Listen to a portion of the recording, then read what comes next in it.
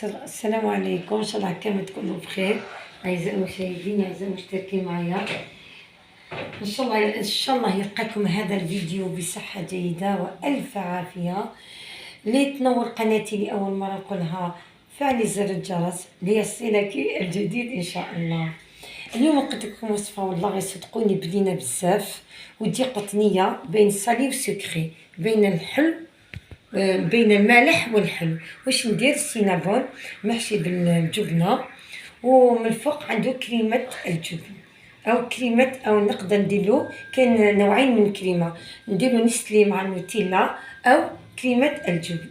اما اليوم انايا حنستعمل نستلي والنوتيلا. واش ندير كامل؟ واش عندي المقادير؟ يلا نحضر مع بعض.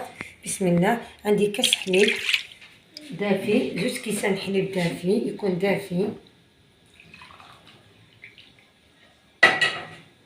عندي جوج كيسان. وعندي خميرة تاع الخبز، عندي خميرة كبيرة، مغرفة كبيرة عفوا، مع مغرفة صغيرة تاع خميرة الكيميائية. نحط كلشي على جهة هكذا، ونزيد نحط عندي 6 مغارف تاع السكر، مغرف كبار تاع السكر. انا نحطو دوكا، تقدري تحطي من قبل، تحطي شويه وتكملي الاخر. انا نحط كلش دوك، ونزيد نخليها تتفاعل، نخلطها.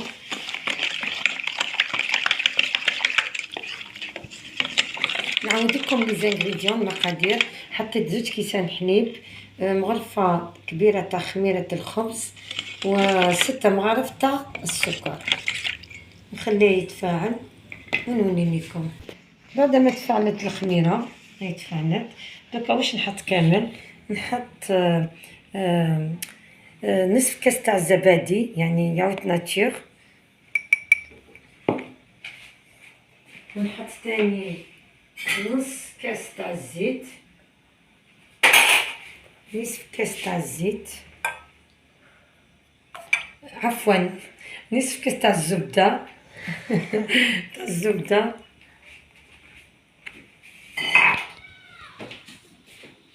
مع حبه بيضاء.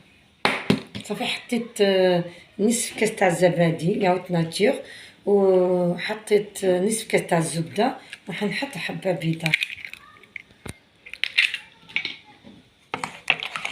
ومغرفه صغيره تاع فانيليا، حتى فانيليا.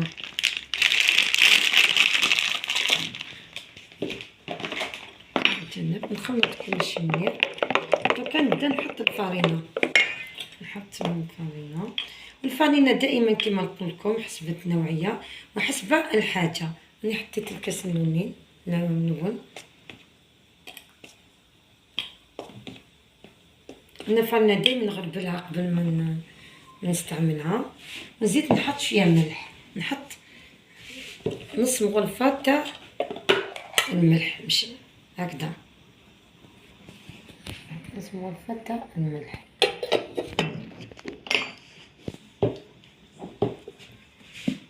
نخلط،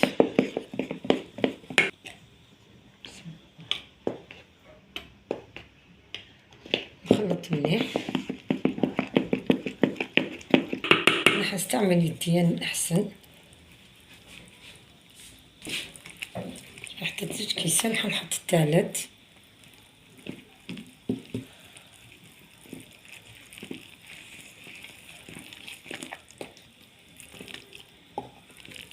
الرابع، نحط الرابع.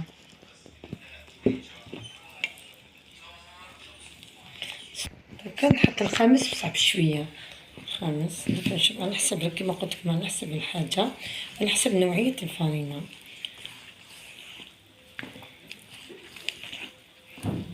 لازم نحطو.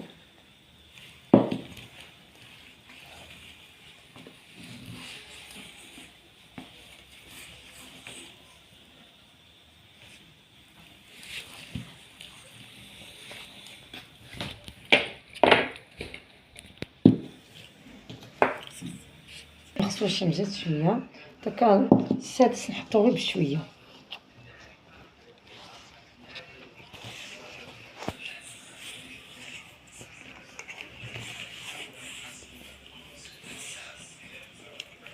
نزيد شويه خلاص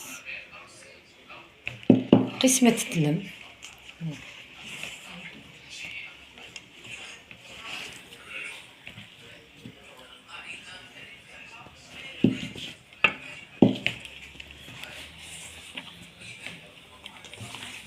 هكذا لازم تكون العجينة كم تشوفوا، هي نين تجي يابسة نين طرية كم تشوف، ها هي تبان لينة.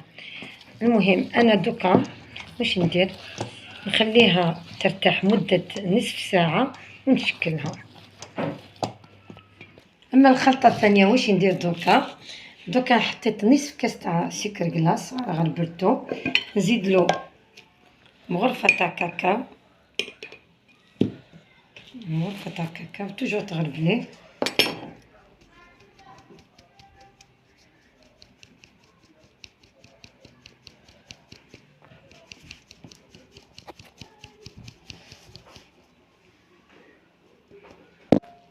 واش ندير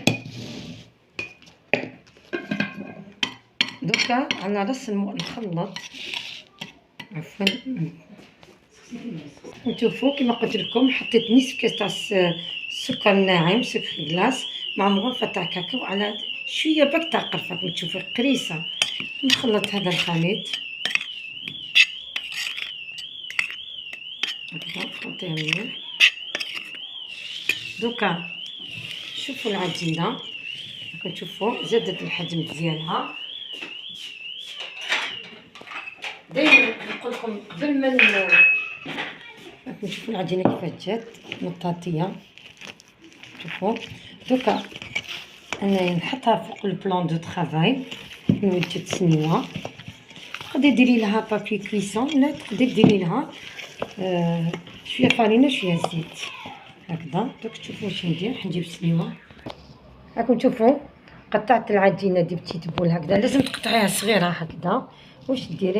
واش ديري تجبدي كوني قطعتي الفرماج دي بتي مورسو هكذا دي بتي مورسو وتحشيها وتغلقيها هكذا. واش ديري كي تحشيها بالفرماج، واش ديري توزيها في هذيك الخلطه اللي درناها تاع السكر الكلاص والكاكاو. صدقوني هذه الوصفه تجي قطنيه وبنينه بزاف. لما تجربوها تكتشفوها بنفسكم. نزيد واحده اخرى هكذا، تحليها هكذا، حليها في يدك هكذا ديري امتي مورسو تاع الفرماج وغلقيها كومي بتيت بول هكذا، بعد سقميها مليح ودوزيها في هذيك الخلطه اللي درناها هكذا وديريها بسنيوه. انا كل الكميه عفوا نولي لكم نشوفوا انا كملت كامل الكميه هكذا. واش ندير دوكا، نخليه يرتاح يخمر مده نصف ساعه. كي تشوفوا زاد ضعف الحج نشعل الفرن بدرجه الحراره 200 لمده ماشي بزاف طياب، سا ديبون الفرن ديالك من 20 حتى 25 دقيقه ونكملوا الوصفه ان شاء الله. نشوفوا بعد ما خمر شعلت الكرش الفرن على درجه الحراره 200. دوكا كي تشوفوه طاب من التحت شعلوا له من الفوق. نشوفوا النتيجه اللي تحصلنا عليها ونكملوا الوصفه ان شاء الله. راكم تشوفوا بعد ما طابت كيفاش جاتك اخر ايبونج. شوفوا دوكا واش نديرها، نديرها نيستلي كراميل. كاين بايزون نقدر نديرها كريمه الجبنه، اليوم فضلت نديرها بنيستلي كراميل هكذا نمشي كامل.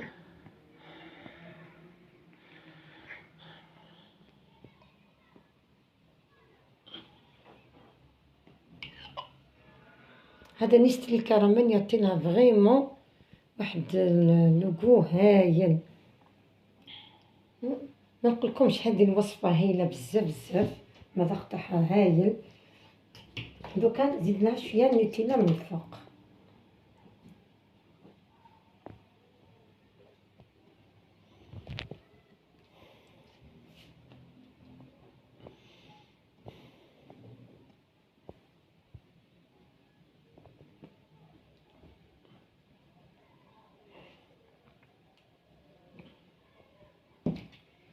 إلا عجبتكم الوصفة درك نحلكم وحدة تشوفوها.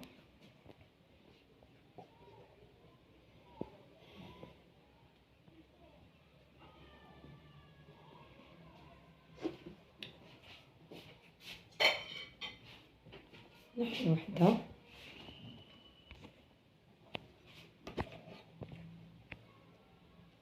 شوف كيفاش جات من الداخل ايبونج ومحشيه بالفرماج، بين الصالي والسكري، يعني بين الحلو، يعني يكون المذاق متعادل متوازن.